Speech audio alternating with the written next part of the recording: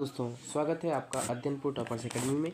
हम आज यूपी के तीसरे पार्ट पे आ गए हैं और आज हम यूपी का इतिहास देखेंगे। यूपी के इतिहास को कहें या फिर विश्व के इतिहास को या भारत के इतिहास को जनरली हम 3 टुकड़ों में बांटते हैं: प्रागैतिहासिक काल, आद्य ऐतिहासिक काल और ऐतिहासिक काल। प्रागैतिहासिक काल वो काल होता है जब लिखित साक्ष्य नहीं होते, क्योंकि भाषा और लिपि का विकास ही नहीं हुआ होता है, इसलिए तो लिखित साक्ष्य भी नहीं मिलते।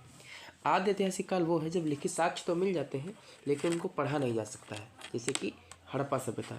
मतलब क्या है, हड़प्पा सभ्यता की लिपि मिली है, हड़प्पा सभ्यता के उल्लेख मिले हैं, लेकिन हड़प्पा सभ्यता को अभी तक पढ़ा नहीं जा सका। और ऐतिहासिक काल वो होता है जब लिखित साक्ष्य भी मिले जाते हैं और उनको पढ़ा भी जाता है, वैदिक काल यानी जो भी आप पढ़ते हैं आगे। फिर हम प्रागैतिहासिक काल को देखें तो प्रागैतिहासिक काल में क्वार्टजाइट प्रकार के पत्थर थे, मतलब बेडॉल से हल्के। तो इसको हम बांटते हैं निम्नलिखित 3 भागों में: पूरा पाषाण काल, मध्य पाषाण काल और नव पाषाण काल। पूरा पाषाण काल अस्थि निर्मित मूर्तियों के लिए प्रसिद्ध था। हम अगर ध्यान से आप मेरी बात सुनिएगा तो ये सिर्फ और सिर्फ यूपी हिस्ट्री के रेफरेंस में है, इसका वर्ल्ड हिस्ट्री या इंडियन हिस्ट्री से कोई संदर्भ नहीं है, तो इसमें मैंने सिर्फ यूपी हिस्ट्री के ही बातें लिखी हैं।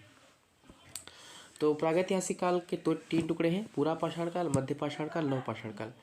तो पूरा पाषाण काल वो टाइम है जब अस्थि निर्मित मूर्ति का यूज़ हुआ है, और बेलन घाटी के अंदर इलाहाबाद में, सिंगरौली के अंदर सोनभद्र में, और चंदौली के अंदर चकिया में। मतलब ये मेन 3 जगह हैं यूपी के अंदर: इलाहाबाद के अंदर बेलन घाटी, सोनभद्र के अंदर सिंगरौली और चंदौली के अंदर चकिया। वैसे कमेंट में बताइएगा कि चंदौली नाम से नेशनल पार्क कहाँ है। आखेटक यूपी में नहीं है, बस मैं इतना बता रहा हूँ। आखेटक थे पूरा पाषाण काल के लोग, मतलब शिकारी थे, खाद्य संग्राहक थे, खाद्य को बचा के रखते थे, और आग की खोज इसी काल में हुई। मध्य पाषाण काल में भी इलाहाबाद, सोनभद्र, प्रतापगढ़ का इलाका है। प्रतापगढ़ में सराय नहर, दमदमा ऐसी जगह मिलती हैं जहाँ श्रृंगार सामग्री मिलती है। मिर्ज़ापुर का यूज़ भी हम देखेंगे, जो कि कालीन उद्योग के लिए फेमस है। और नव पाषाण काल में पहिए का यूज़ होता है। बाकी आग का प्रयोग, अंतिम संस्कार, खेती प्रारंभ, ये सब चीज़ें हैं। पूरा पाषाण काल के अंदर ही बेलन घाटी के अंदर लोहदा नाला क्षेत्र में, जो कि आपकी इलाहाबाद के आसपास का है, वहाँ मातृ देवी की मूर्ति मिलती है, जिसको प्रोफेसर GR शर्मा खोजते हैं। अब अगर हम आगे बढ़ेंगे तो हम देखेंगे कि 1863 को रॉबर्ट ब्रूसफुट, ये तो हम इंडियन हिस्ट्री में भी पढ़ते हैं कि रॉबर्ट ब्रूसफुट को भारतीय पुरातत्व विज्ञान का जनक कहता है। मध्य पाषाण काल में इलाहाबाद में मेजा तहसील है, वहाँ चौपानी मांडो है, जहाँ झोपड़ी और मिट्टी के साक्ष्य मिलते हैं। प्रतापगढ़ के महदाह में, प्रतापगढ़ जो कि आंवले के लिए फेमस है, प्रतापगढ़ के महदाह में गढ़ चूल्हे मिलते हैं, मतलब गड्ढे में चूल्हे मिलते हैं। अस्थि सिंह मिलते हैं, स्त्री भूषण के समाधान मिलते हैं स्त्री पुरुष के। फिर रिहंद बांध, आप जानते हैं कि रिहंद नदी प्रवेश करती है सोनभद्र में, जहाँ गोविंद बल्लभ पंत सागर झील है। तो सोनभद्र के रिहंद बांध में लेक हिया जगह है जहाँ सर्वाधिक नरकंकाल मिले हैं, सर्वाधिक जो है डेड बॉडीज़ के कंकाल मिले हैं। और सोनभद्र मैंने पहले भी बोला है कि एक ऐसा जिला है जो 4 राज्यों से सीमा लगाता है: मध्य प्रदेश, छत्तीसगढ़, झारखंड, बिहार। और सर्वाधिक अनुसूचित जनजाति यहाँ है, सर्वाधिक वन यहाँ है, गोविंद बल्लभ पंत सागर झील यहाँ है, रिहंद नदी पर रिहंद बांध बनाते हुए, जो भारत की सबसे बड़ी कृत्रिम झील है। अब अगर हम आगे बढ़ें तो हम एक आखिरी चीज़ देखेंगे, नव पाषाण काल।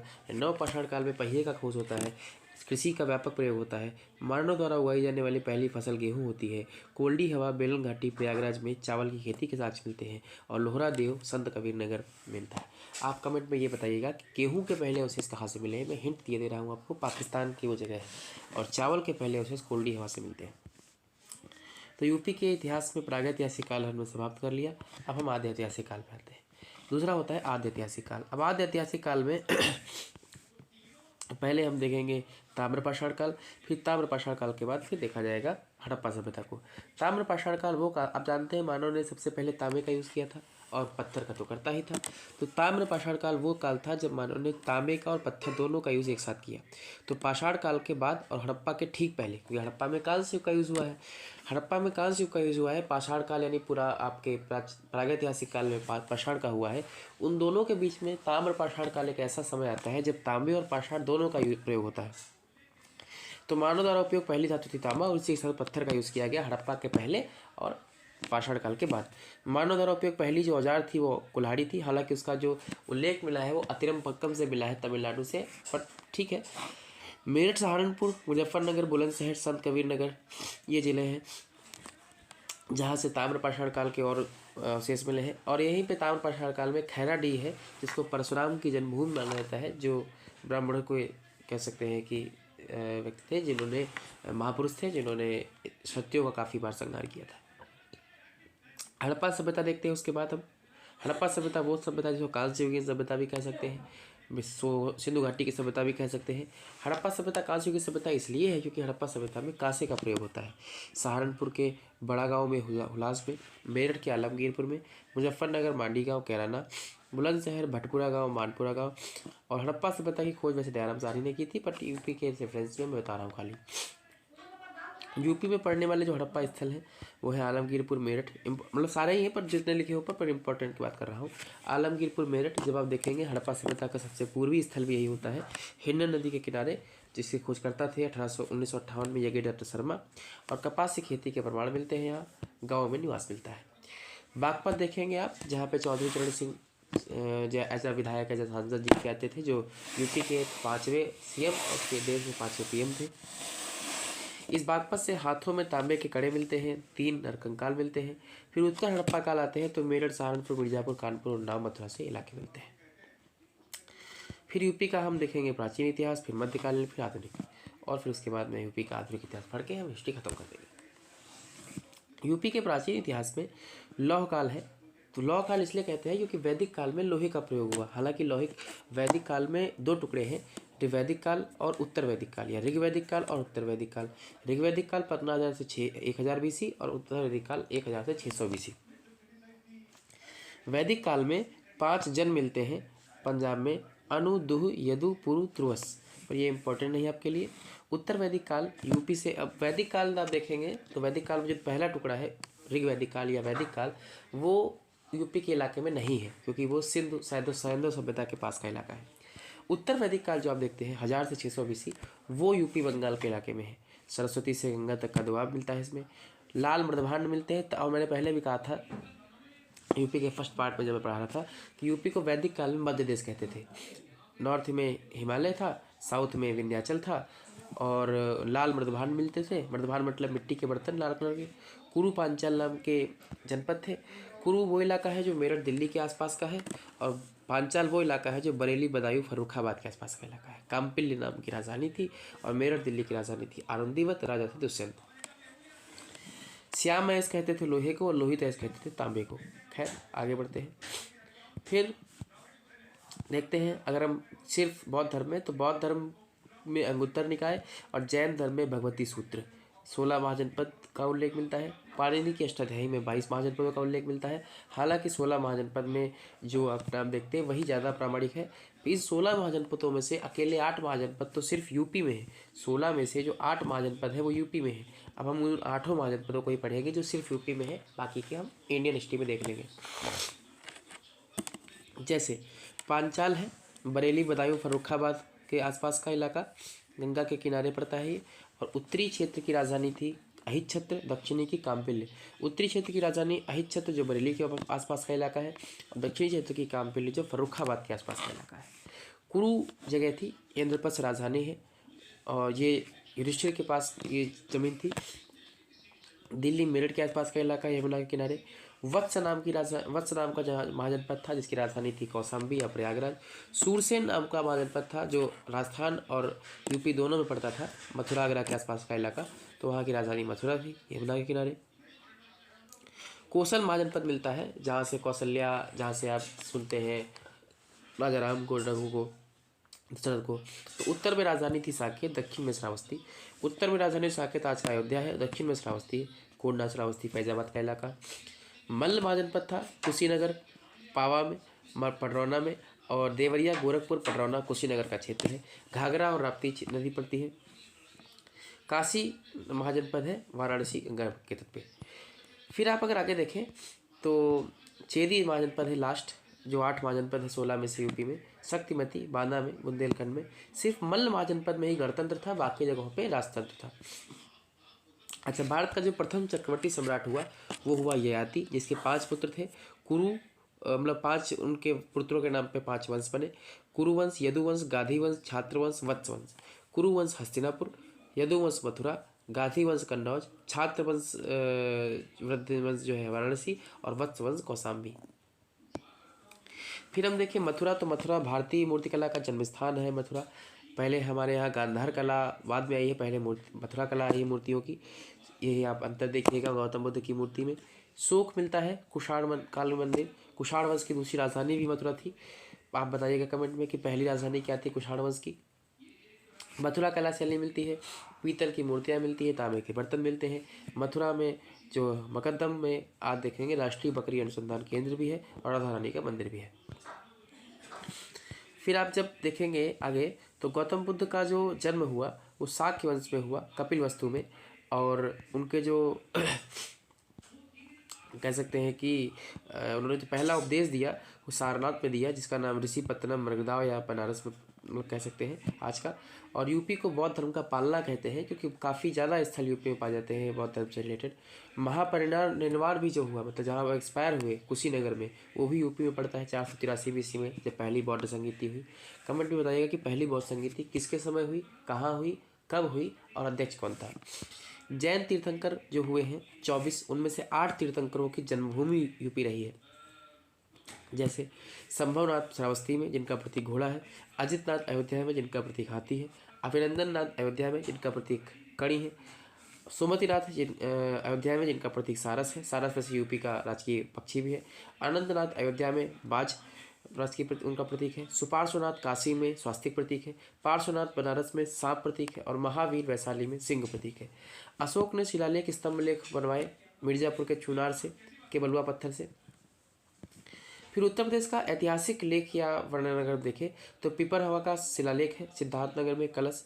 सोगौरव का लेख है गोरखपुर। मैं जानता हूँ ये थोड़ा कह सकता हूँ कि बोरिंग है, पढ़ना तो है ही। फिर अशोक के शिलालेख आपके माफ़ कीजिएगा कनिष्क का स्तंभ लेख मिलता है मथुरा से ब्राह्मी लिपि में। अयोध्या का शिलालेख मिलता है पुष्यमित्र शुंग से 2 बार समय के कराया था उन्होंने। स्कंदगुप्त का भीतरी स्तंभ लेख मिलता है पिता कुमार गुप्त की स्मृति में। अशोक के शिलालेख में प्रयाग प्रशस्तीय अभिलेख मिलता है जिसको हर्षेण ने लिखा था कौशाम्बी के प्रयाग इलाहाबाद में। टोपरा मिलता है हरियाणा में फिरोज शाह तुगलक के टाइम से, इसको दिल्ली में ले आए थे वो, और मेरठ के वो भी फिरोज शाह तुगलक दिल्ली ले आए थे मतलब उस स्तंभ लेख को। भारत पर जो पहला विदेशी आक्रमण हुआ वो हकमनी साम्राज्य का हुआ डेरियस प्रथम का।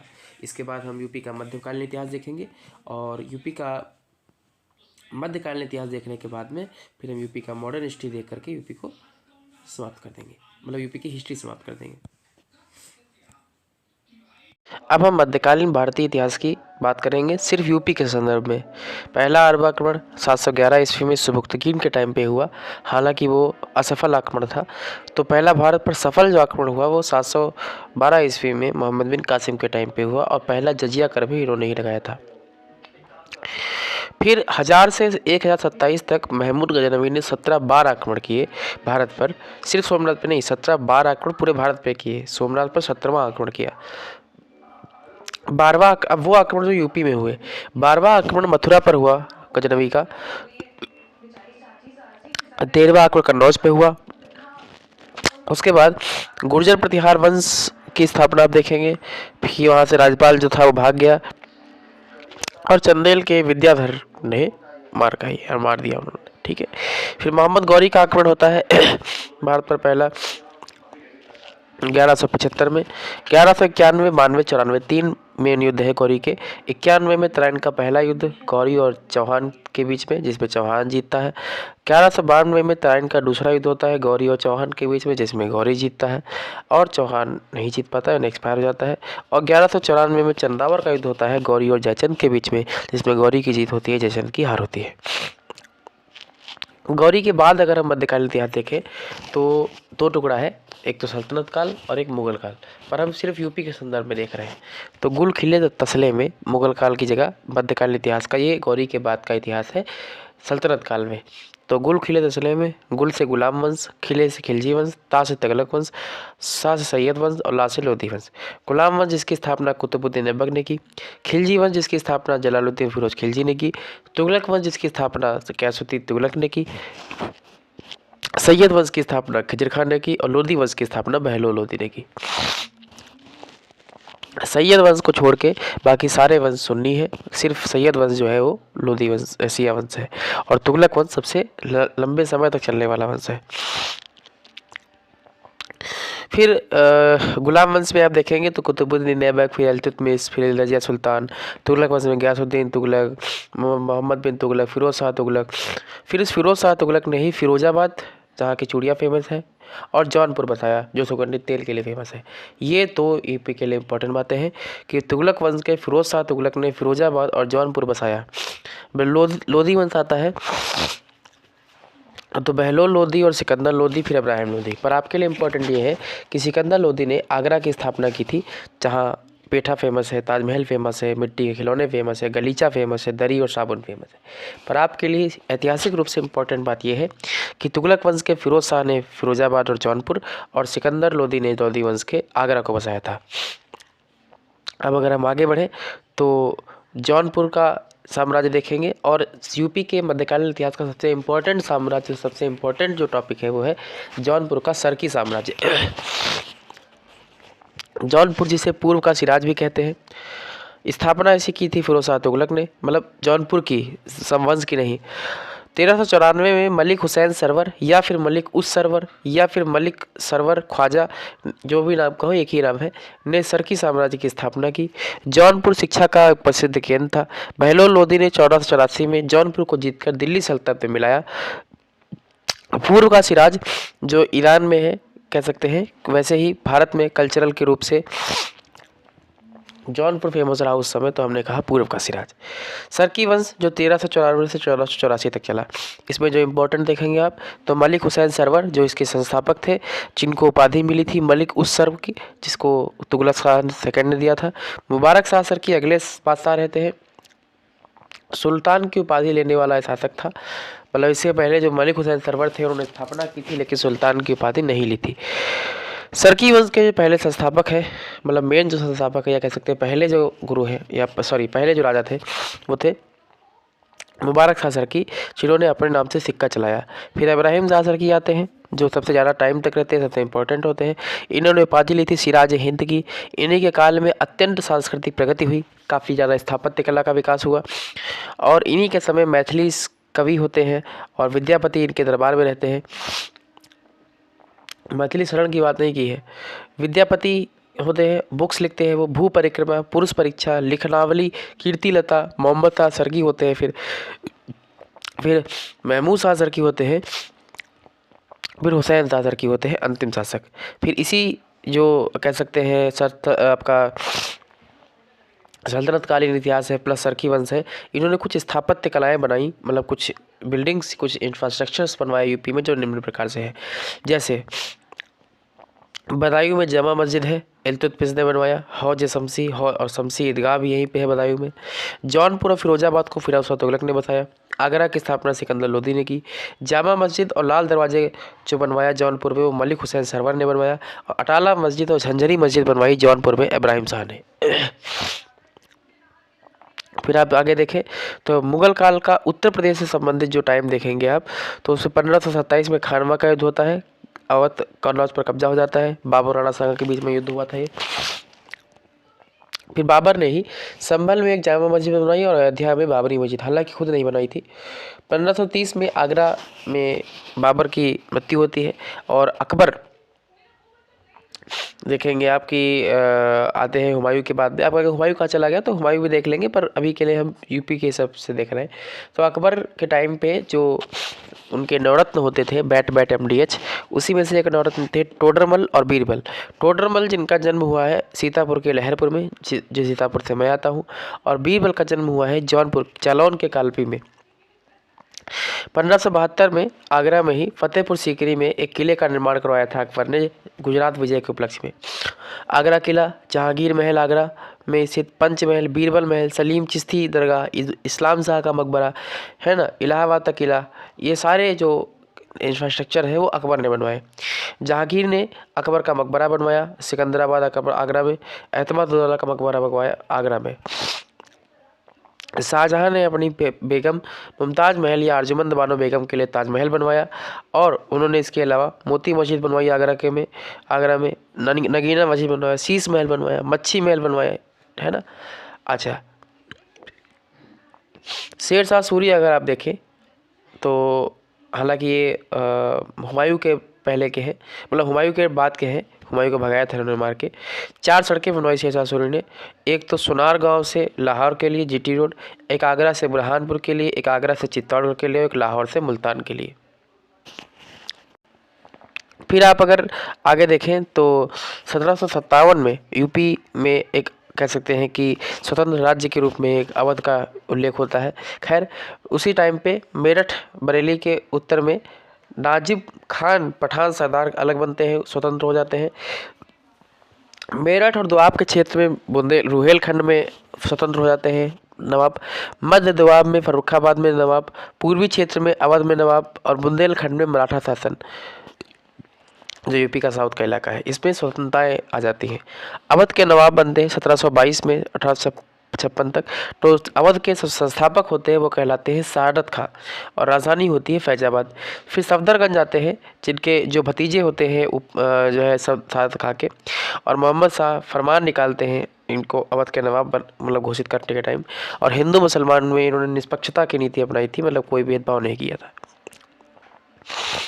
फिर उसके बाद सुजाउद्दौला आते हैं, जिनके टाइम पे बनारस की संधि होती है। खैर, सुजाउद्दौला का शाह आलम द्वितीय का एलकेओ में स्वागत, लखनऊ में स्वागत करते हैं। पानीपत का युद्ध होता है अब्दाली के साथ 1761 में, और बक्सर का युद्ध होता है, अंग्रेजों से पराजित होते हैं जो है सुजाउद्दौला 1764 में। जो कि आप जानते हैं बक्सर के युद्ध में त्रिगुट थे, अवध के नवाब के, दिल्ली के बादशाह के, और आपके भागे हुए बादशाह जो थे नवाब थे आपके बंगाल से, उसमें हार जाते हैं ये लोग। और अब फिर इलाहाबाद की संधि भी होती है। बनारस की संधि होती है 1773 में सुजाउद्दौला के साथ में वॉरेन हेस्टिंग्स की, जिसमें बड़ा इस्लामाबाद जो होता है नवाब क्षेत्र में। आसफउद्दौला की कह सकते हैं कि अगले बादशाह थे, जिन्होंने राजधानी फैजाबाद में से ट्रांसफ़र करके लखनऊ लेके आए, मतलब पहले राजधानी अवध की फैजाबाद थी। फैजाबाद की संधि होती है 1775 में, वॉरेन हेस्टिंग्स, बनारस पर अंग्रेजों की सर्वोच्चता मान ली जाती है। लखनऊ में बड़ा 1784 में बनता है, जिसमें मुहर्रम मनाया जाता है, सिया वंश के लोग जो मनाते हैं। वजीर अली होते हैं, फिर सादत अली खां होते हैं, अंग्रेजों ने इलाहाबाद दे दिया था इनको। 1801 में वेल्लजली की सहायक संधि को मानते हैं, और 1819 में राजा की उपाधि। फिर गाजी उद्दीन हैदर अली खान होते हैं, फिर नासिरुद्दीन मोहम्मद अली, फिर अमजद अली, इंपॉर्टेंट नहीं है ये। फिर वाजिद अली शाह इंपॉर्टेंट है। आउटरम की रिपोर्ट लगाकर कुशासन का आरोप लगाया जाता है इन पर, अंग्रेजी साम्राज्य में अवध को मिला लिया जाता है। उस समय पर डलहौजी की राज झड़प नीति आई थी कि जिसके भी अपना बायोलॉजिकल बच्चा नहीं होगा उसको वो राजा नहीं मानेंगे अगली संतान को। तो यहाँ पर तो बच्चे थे ही बायोलॉजिकल, तो इन्होंने नया तरीका निकाला कुशासन का आरोप, आउटरम की रिपोर्ट से फिर मिला लिया। फिर आप आगे देखेंगे 1857 की क्रांति, फिर राष्ट्रवाद का उदय, गांधी का युग, यूपी समाप्त हिस्ट्री में। 1857 की क्रांति अगर आप देखें तो यूपी में कम से कम 9 से 10 मेन केंद्र रहे हैं, तो हम उनके नेतृत्वकर्ता और दमनकर्ता दोनों को देख लेते हैं। कानपुर में ये बड़ी इंपॉर्टेंट टेबल है। कानपुर में नेतृत्व किया था नाना साहब ने, दमनकर्ता थे कैंपबेल। कालपी पे किया था तात्या टोपे ने, कैंपबेल ने भी वहाँ पर भी समाप्त किया। लखनऊ पे बेगम हजरत महल ने किया नेतृत्व, और कैंपबेल ने वहाँ भी समाप्त किया। बरेली में खान बहादुर खां, कैंपबेल ने समाप्त किया। झांसी में लक्ष्मीबाई ने नेतृत्व किया, ह्यूरोज ने जो है दमन किया। ग्वालियर में लक्ष्मीबाई ने नेतृत्व किया, ह्यूरोज ने दमन किया।